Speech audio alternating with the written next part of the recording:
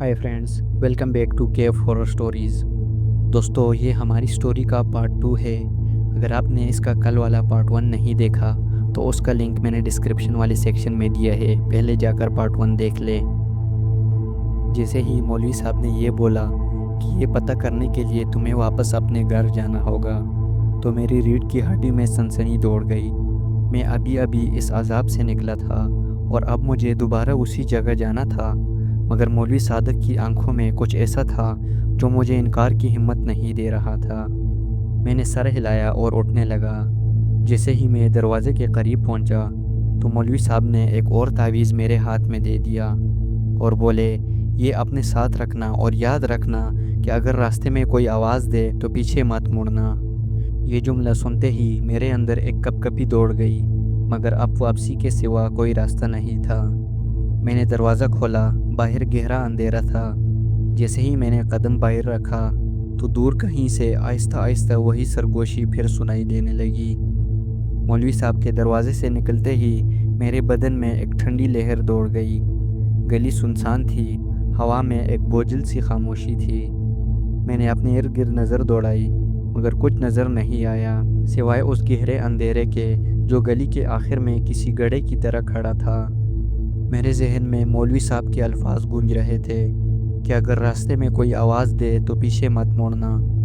मैंने अपनी रफ्तार तेज़ की और घर की तरफ बढ़ने लगा, मगर जो मैं चलता गया तो मुझे ऐसा महसूस होने लगा जैसे कोई मेरे पीछे चल रहा हो, नहायत खामोशी से मेरे कदमों के साथ साथ कदम मिलाता हुआ। मैंने ख़ुद को तसल्ली दी कि शायद ये मेरा वहम होगा, मगर फिर एक आवाज़ आई, सुलेमान। वही सरगोशी, वही भयानक खींची हुई आवाज़ जो किसी गहरे कुएं से आती महसूस हो रही थी। मेरा दिल ज़ोर से धड़कने लगा। मैंने मौलवी साहब की हिदायत याद रखी और पीछे मुड़ने के बजाय अपनी रफ्तार मज़ीद तेज़ कर दी। मगर जैसे ही मैं अपने मोहल्ले के करीब पहुंचा तो कदमों की चाप और सरगोशी भी करीब आने लगी। अब ऐसा लग रहा था जैसे वो आवाज़ मेरे बिल्कुल पीछे है, जैसे कोई मेरा नाम मेरे कान के ऐन पास ले रहा हो। सुलेमान, रुक जाओ, बस एक बार मुड़कर देख लो। मेरा पूरा जिस्म पसीने में भीग गया। मैंने आंखें बंद करके दिल में दुआ पढ़ी और अपने घर के दरवाजे पर दस्तक दे दी। अंदर से दादी की आवाज़ आई और जैसे ही दरवाज़ा खुला मैं तेज़ी से अंदर दाखिल हो गया। दादी ने हैरानी से मुझे देखा। मैं पसीने में शराबूर था, मेरी सांसें बेकाबू थी। सुलेमान, खैरियत तो है ना बेटा? मैंने अस्पात में सर हिलाया और जल्दी से दरवाज़ा बंद कर दिया, मगर जैसे ही दरवाज़ा बंद हुआ बाहर से हल्की सी खटखटाहट सुनाई दी। सुलेमान, दरवाज़ा खोलो, मैं जानती हूँ तुम अंदर हो। ये आवाज़, ये कौन थी? ये किसी जानी पहचानी औरत की आवाज़ थी, मगर मैं इसे पहचान नहीं पाया। दादी ने हैरत से मेरी तरफ देखा और उन्होंने दरवाजे की तरफ बढ़ते हुए पूछा, बाहर कौन है? मेरा दिल बैठ गया। मैंने इनका हाथ पकड़ लिया और सरगोशी में कहा, दादी, जो भी हो दरवाज़ा मत खोलना। दादी उलझन में पड़ गई, मगर मेरे चेहरे की वहशत देखकर रुक गई। बाहर से दोबारा दस्तक हुई। इस बार दस्तक बहुत ज़्यादा ज़ोर से थी और साथ में एक आवाज़ आई, दरवाज़ा खोलो सुलेमान, मैं जानती हूँ तुम यहाँ हो। मैंने दरवाजे की दरज से बाहर झांकने की कोशिश की, मगर जैसे ही मैंने आंख लगाई तो एक स्याह साया तेज़ी से दरवाजे के सामने आ गया। मेरा दिल दहल गया। ये जो भी था, ये किसी इंसान का साया नहीं था। दरवाजे के पीछे वो साया किसी सायादार दरख्त की तरह लरज़ रहा था। मैंने अपनी आंखें दरज से हटा ली, मगर वही आवाज़ दोबारा गूंजी, सुलेमान, दरवाज़ा खोलो, मैं हूँ। ये आवाज़ अब बिल्कुल वाज़ेह हो चुकी थी। मैंने कान लगाकर गौर से सुना और मेरे जिस्म में जर्जरी दौड़ गई। ये तो आसिया खाला की आवाज़ थी, वही जो पिछले साल अचानक लापता हो गई थी। उनकी गुमशुदगी का कोई सुराग नहीं मिला था। पूरे मोहल्ले में लोग उनके बारे में तरह तरह की बातें करते थे, मगर कोई नहीं जानता था कि वो कहाँ चली गई थी। मैंने घबराकर दादी की तरफ देखा। उनका चेहरा पक हो चुका था और आंखों में खौफ की परछाइयाँ थी। और दादी बोली, सुलेमान बेटा, ये मुमकिन नहीं, आसिया तो मर। दादी ने बात अधूरी छोड़ दी, जैसे इन्हें अपनी ही ज़बान पर यकीन न आ रहा हो। बाहर दस्तक की शद्दत बढ़ गई थी। دروازہ کھولو، میں ہوں آسیہ تمہاری خالہ، میں مر نہیں سکتی، میں زندہ ہوں، سلیمان دروازہ کھول دو۔ دستک نہیں، اب دروازہ جیسے داڑوں سے پیٹا جا رہا تھا۔ میں نے جلدی سے مولوی صادق کا دیا ہوا تعویذ نکالا اور دروازے کے قریب جا کر اس پر لکھے کچھ لفظ پڑھنے لگا۔ اچانک دروازے کے پیچھے خاموشی چھا گئی۔ دادی نے سہم کر میرا ہاتھ پکڑ لیا۔ ہم دونوں سانس روک کر دروازے کی طرف دیکھ رہے تھے۔ پھر آہستہ آہستہ دروازے کے نیچے سے ایک سیاہ دھواں اندر سرکنے لگا۔ یہ عام دھواں نہیں تھا، یہ جیسے کسی چیز سے جڑا ہوا تھا، جیسے کوئی وجود خود کو اندر داخل کرنے کی کوشش کر رہا ہو۔ میں گھبرا کر پیچھے ہٹ گیا اور پھر اچانک دھواں ایک جھٹکے میں واپس چلا گیا۔ دروازے کے باہر ایک بھیانک چیخ سنائی دی، تم بچ نہیں سکتے سلیمان، میں تمہیں لے کر رہوں گی۔ اور پھر سب کچھ خاموش ہو گیا۔ میں نے بے یقینی سے اب دادی کی طرف دیکھا، وہ بھی ہانپ رہی تھی۔ میں نے بمشکل سوال کیا کہ یہ سب کیا تھا؟ دادی کے لب کانپ رہے تھے۔ وہ دھیرے سے بولی، یہ آسیہ نہیں تھی، مگر یہ جو بھی تھی اسے آسیہ سے کوئی تعلق ضرور تھا۔ میری ریڑھ کی ہڈی میں سنسنی دوڑ گئی۔ اگر یہ آسیہ نہیں تھی تو پھر یہ کون تھی اور اس کا مجھ سے کیا تعلق تھا؟ میرے ذہن میں سوالوں کا طوفان تھا، مگر خوف نے میری زبان کو مفلوج کر دیا تھا۔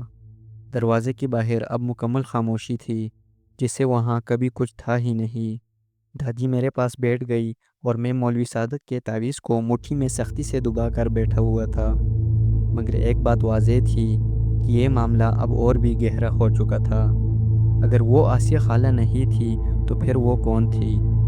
دادی نے میری طرف دیکھا اور آہستہ سے بولی، سلیمان اب تمہیں مولوی صادق کے پاس واپس جانا ہوگا، یہ معاملہ ہمارے بس سے باہر ہو چکا ہے۔ میری ہمت جواب دے رہی تھی، مگر میں جانتا تھا کہ یہی واحد راستہ تھا۔ میں نے گہری سانس لی اور جانے کے لیے دروازے کی طرف بڑھا۔ جیسے ہی میں نے دروازہ کھولا، باہر کی گلی سنسان تھی، ہر چیز بالکل خاموش، جیسے وقت وہیں رک گیا ہو۔ میں نے ایک نظر ارد گرد دوڑائی اور مولوی صادق کے گھر کی طرف چل پڑا۔ راستہ اندھیرے میں ڈوبا ہوا تھا، مگر میں نے ہمت نہ ہاری۔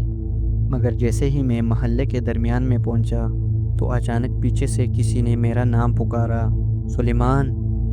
میرا دل ایک لمحے کو تھم گیا۔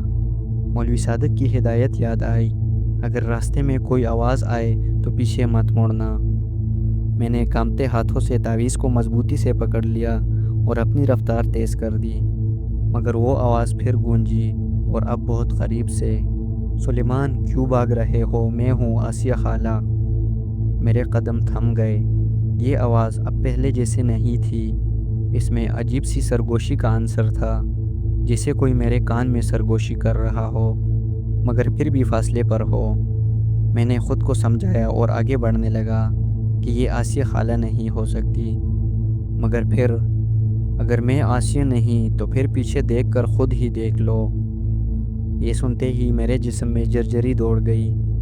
دل تو کہہ رہا تھا کہ پیچھے مڑ کر نہ دیکھوں، مگر دماغ میں وسوسے سر اٹھا رہے تھے کہ اگر واقعی یہ آسیہ خالہ ہوئی تو۔ میری سانسیں تیز ہو گئی۔ ایک لمحے کو میں نے قدم روک لیے۔ اندر سے کوئی طاقت مجھے مجبور کر رہی تھی کہ پلٹ کر دیکھو، اور میں نے ہلکے سے گردن موڑی۔ پیچھے دیکھتے ہی میرے رونگٹے کھڑے ہو گئے۔ گلی کے عین درمیان میں ایک عورت کھڑی تھی، لیکن اس کا چہرہ نظر نہیں آ رہا تھا۔ پورے چہرے پر محض سیاہ دھواں تھا، جسے کوئی نقاب، آنکھوں کی جگہ دو خالی گڑھے تھے، اور ہونٹوں کے بجائے ایک لمبی دراڑ تھی جو ہلکی ہلکی مسکراہٹ میں بدل رہی تھی۔ میری زبان سن ہو گئی اور میرے پیروں میں جان نہ رہی۔ وہ عورت، یہ جو بھی وہ تھی، آہستہ آہستہ میری طرف بڑھنے لگی۔ ہر قدم کے ساتھ زمین ہلتی محسوس ہو رہی تھی۔ میرے حلق سے کوئی آواز نہیں نکل رہی تھی۔ میری مٹھی میں دبا تعویذ جلنے لگا تھا، جیسے کوئی انگارہ ہو۔ پھر وہ چیز میرے بالکل قریب آ گئی اور سرگوشی میں بولی، میں نے کہا تھا نا، بچ نہیں سکو گے۔ اور اسی لمحے گلی میں ایک زوردار چیخ گونجی۔ چیخ کی آواز اتنی شدید تھی کہ میرے جسم کی ہڈیاں تک کانپ گئی۔ وہ آواز گلی کی دیواروں سے ٹکرا کر میرے دماغ میں گونج رہی تھی۔ وہ وجود میرے سامنے تھا، اور اس کا چہرہ اب مکمل طور پر ظاہر ہو چکا تھا۔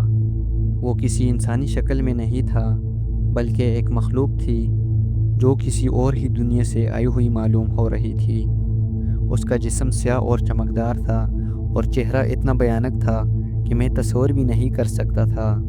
ایک طرف سے گوشت کی کٹیاں لٹک رہی تھی اور آنکھوں کی جگہوں سے خون کی دھاریں بہہ رہی تھی۔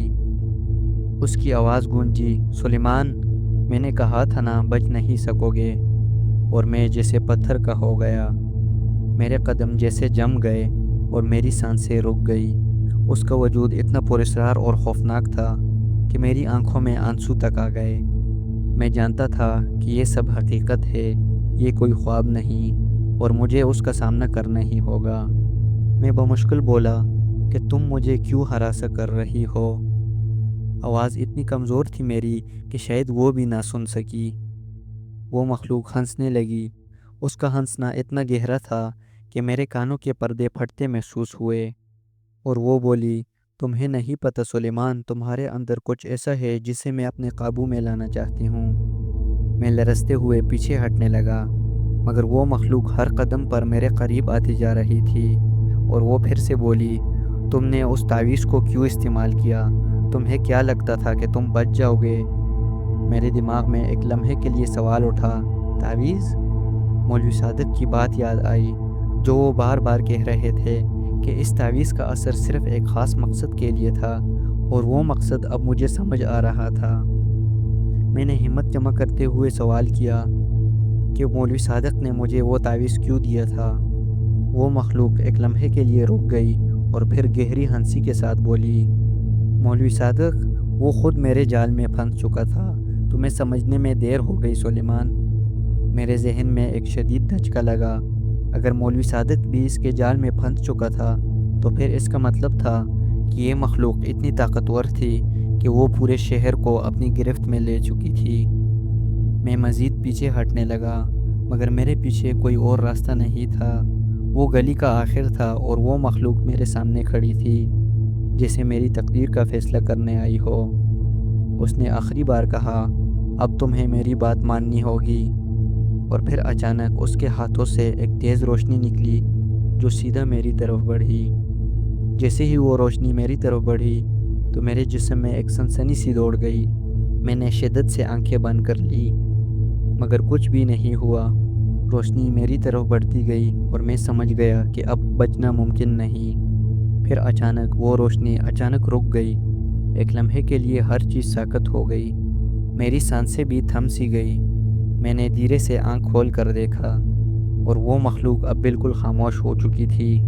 اور پھر وہ اچانک پھر سے بولی، تمہیں بچایا جا سکتا ہے سلیمان، مگر اس کی آواز میں وہ خوفناک سرگوشی نہیں تھی، اس میں ایک عجیب سا مدھم پن تھا۔ میں کچھ نہ سمجھ سکا کہ یہ کیا ہو رہا تھا۔ وہ مخلوق جو ابھی تک مجھے تباہ کرنے کے لیے در پہ تھی، اب اچانک مجھ سے ایسی بات کر رہی تھی، اور وہ بولی، میں تمہیں ایک آخری موقع دے رہی ہوں سلیمان، اگر تم اس تعویذ کا صحیح استعمال کرو گے تو تم بچ سکتے ہو۔ اس کی آواز میں کچھ جادوئی سی لگن تھی۔ میرے دماغ میں ایک ہلچل مچ گئی۔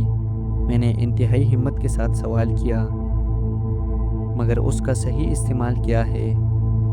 وہ مخلوق ایک لمحے کے لیے خاموش ہو گئی، اور پھر وہ دوبارہ بولی، تمہیں اس تعویذ کو اپنے جسم پر لگا کر یہ دکھانا ہوگا کہ تمہیں اس کی طاقت کی سمجھ ہے، اور پھر تمہیں میرے ساتھ آنا ہوگا۔ میرا دل دہل گیا۔ یہ کیا کہہ رہی تھی؟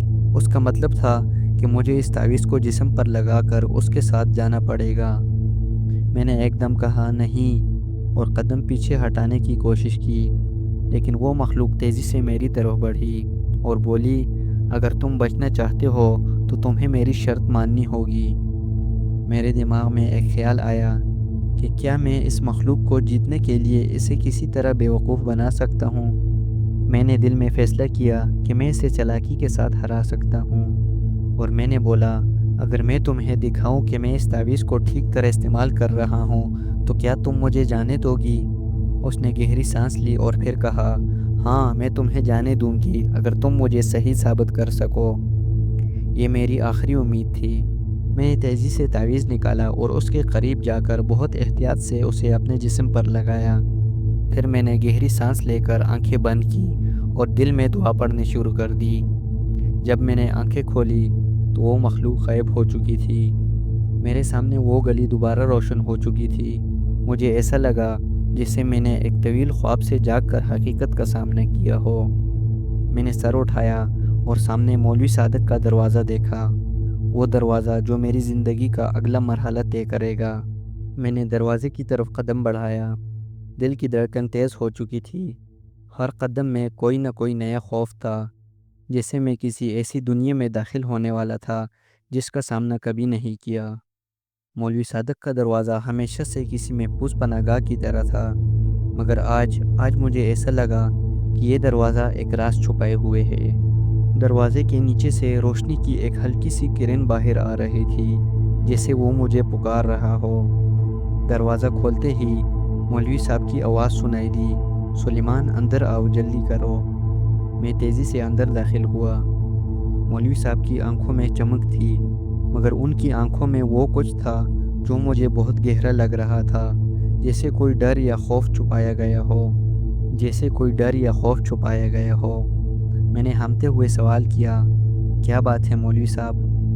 انہوں نے فوراً دروازہ بند کیا اور میری طرف تیز نظروں سے دیکھا اور پھر بولے، تمہیں سمجھنا ہوگا سلیمان، تم نے جو تعویذ استعمال کیا ہے وہ صرف تمہاری مدد کے لیے نہیں تھا، وہ دراصل ایک لائحہ عمل ہے، ایک راستہ ہے جو تمہیں اس مخلوق تک لے جائے گا۔ میرے دل میں پھر سے ایک سرد لہر دوڑ گئی۔ میں نے حیرانی سے کہا، مخلوق؟ وہ بولے، ہاں، وہ مخلوق جس نے تمہیں پچھلے کئی دنوں سے پھنسا رکھا تھا۔ وہ دراصل ایک بھٹکی ہوئی روح نہیں تھی، بلکہ ایک شیطانی طاقت تھی جو انسانوں کے جذبات، ان کی خواہشات اور خوفوں پر طاقت رکھتی ہے، اور وہ تمہارے تعویذ کے ذریعے تمہیں اپنے قبضے میں لینا چاہتی تھی۔ میں ساکت کھڑا تھا، جیسے میرے جسم کی توانائی ختم ہو گئی ہو۔ میری آواز لرز رہی تھی اور میں بولا، پھر آپ نے وہ تعویذ کیوں دیا تھا؟ مولوی صاحب کی آنکھوں میں ایک غمگین سا نظر آیا، جیسے وہ کچھ چھپا رہے ہو، اور وہ بولے، یہ سب کچھ میں نے تمہیں بچانے کے لیے کیا تھا سلیمان، لیکن اب تمہیں ایک اور راستہ اختیار کرنا ہوگا۔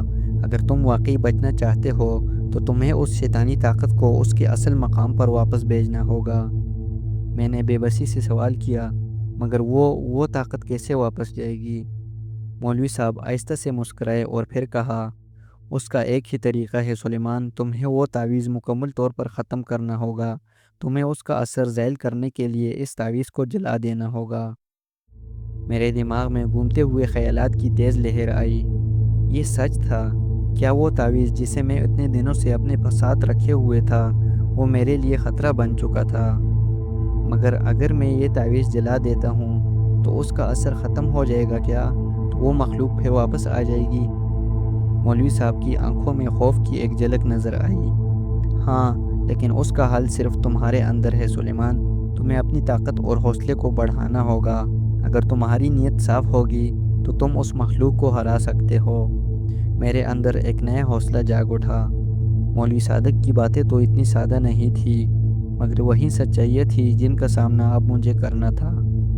میں نے تعویذ کو نکالا، اس کی طرف ایک آخری بار دیکھا اور پھر اسے مولوی صاحب کے سامنے آگ میں پھینک دیا۔ جب وہ تعویذ جل کر خاک ہو گیا تو ایک زوردار آواز سنائی دی، جیسے کسی نے زمین میں گہرا دھماکہ کیا ہو، اور پھر اچانک خاموشی چھا گئی۔ جیسے ہی تعویذ جل کر خاک ہو گیا تو گلی کی ہوا ایک دم بدل گئی۔ پہلے جو خوف کی دھند چھائی ہوئی تھی وہ اب جیسے چھٹ گئی ہو، مگر اس کے ساتھ ہی ایک اور عجیب سی خاموشی نے فضا کو اپنے قبضے میں لے لیا۔ ہر طرف سکوت چھا گیا تھا اور کچھ نہ سنا جا رہا تھا، جیسے ساری دنیا رک گئی ہو۔ مولوی صاحب نے گہری سانس لی اور پھر مجھے کہا، اب ہمیں انتظار کرنا ہوگا سلیمان، اگر یہ سچ میں ختم ہو گیا تو ہمیں اس کا احساس جلد ہو جائے گا، لیکن اگر وہ ابھی بھی زندہ ہوا تو؟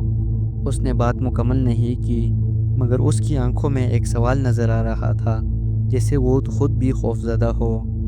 میرے دل کی دھڑکن تیز ہو گئی۔ کیا اگر وہ مخلوق پھر سے زندہ ہو گئی؟ کیا یہ سچ میں ختم ہو چکا تھا؟ ہم دونوں چپ چاپ کھڑے رہے اور صرف اپنی سانسوں کی آواز سن رہے تھے۔ اتنی دیر میں ایک عجیب سی ٹھنڈی ہوا کا جھونکا آیا، اور دروازے کے پاس ایک سرگوشی گونجی، کیا تم نے میری طاقت ختم کرنے کی کوشش کی؟